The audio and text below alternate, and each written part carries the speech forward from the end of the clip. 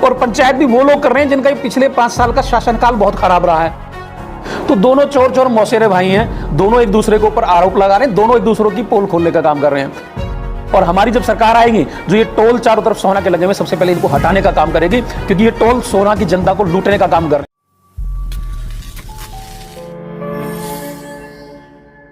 इन दिनों सोहना बीजेपी के टिकट को लेकर पार्टी नेताओं के बीच चल रहे घमासान के बीच सोहना आप पार्टी के प्रत्याशी धर्मेंद्र खटाना ने, जहां एक तरफ सोहना के विकास को लेकर बीजेपी व कांग्रेस दोनों पार्टियों के नेताओं को घेरने का काम किया, वहीं दूसरी तरफ बीजेपी के नेताओं को चोर चोर मौसेरे भाई बताते हुए कहा कि बीजेपी के नेता दूसरे नेता की पोल खोलने में लगे हुए हैं। और पंचायत भी वो लोग कर रहे हैं जिनका पिछले 5 साल का शासनकाल बहुत खराब रहा है, और उनके विरुद्ध कर रहे हैं जिनके शासनकाल में प्लॉटों पे कब्जे हुए और दुनिया भर के इन्होंने भ्रष्टाचार यहाँ पर मचाए। तो दोनों चोर चोर मौसेरे भाई हैं, दोनों एक दूसरे के ऊपर आरोप लगा रहे हैं, दोनों एक दूसरों की पोल खोलने का काम कर रहे हैं। इस बार यहाँ की जनता यहाँ के क्षेत्रीय नेता को विधायक बनाने का काम करेगी। लोगों ने मन बना लिया कि बाहरी लोगों को हम वोट नहीं देंगे, तो क्षेत्र नेता को वोट दे करके अपने इस पिछड़े हुए सोने के हालात को बदलने का इस बार यहाँ की जनता काम करेगी। हमारा मुकाबला किसी भी पार्टी से नहीं है, क्योंकि लगातार हम कई सालों से घर घर जा चुके हैं, गांव गांव जा चुके हैं, और गांव के वार्डों के हालात इतने खराब है कि लोग इस भारतीय जनता पार्टी जो मौजूदा सरकार है उस सरकार के विरोध में हैं और वो बदलाव चाहते हैं। क्योंकि कांग्रेस सरकार का शासनकाल 10 साल का भी इससे पहले भाजपा से पहले था, उस शासनकाल भी लोगों ने देखा है।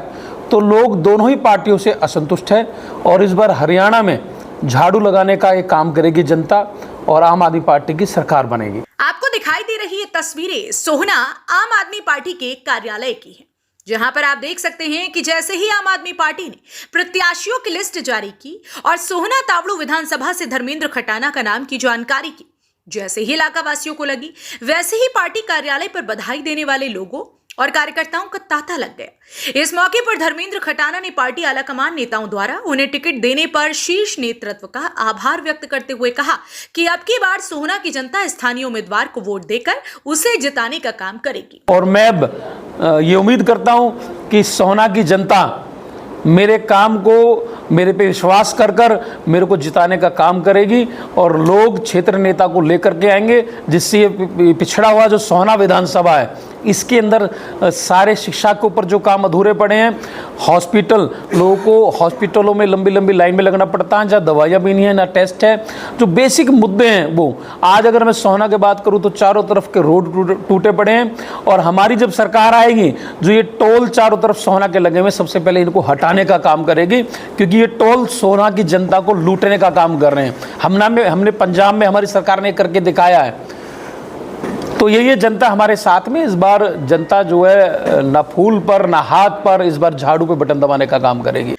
धर्मेंद्र खटाना ने पत्रकारों को संबोधित करते हुए कहा कि सोहना वासी इलाके के विकास के लिए तरस रही हैं, क्योंकि जहां एक तरफ हरियाणा में 10 सालों तक लगातार कांग्रेस की सरकार रही, वहीं अब लगातार 2 योजनाओं से बीजेपी की सरकार रही है, लेकिन यहां की जनता ने जिन उम्मीदवारों को चुनकर इलाके का नेतृत्व करने के लिए चंडीगढ़ भेजने का काम किया, उनमें से किसी ने भी सोहना का विकास नहीं किया, और आज सोहना की हालत बद से बदतर हो गई है। इसलिए अब की बार सोहना की जनता ने फैसला कर लिया है कि वो अब की बार स्थानीय नेताओं को जिताने का काम करेंगे, ताकि सोहना का विकास हो सके। लेकिन देखना इस बात का होगा कि लोग 5 अक्टूबर को किस उम्मीदवार को सोहना की कमान सौंपने का फैसला लेते हैं। हरियाणा वरदान के लिए सोहना से संवाददाता विशाल राघव की रिपोर्ट। देश व प्रदेश की खबरों को सबसे पहले देखने के लिए हरियाणा वरदान चैनल को सब्सक्राइब करें, लाइक करें व शेयर करें।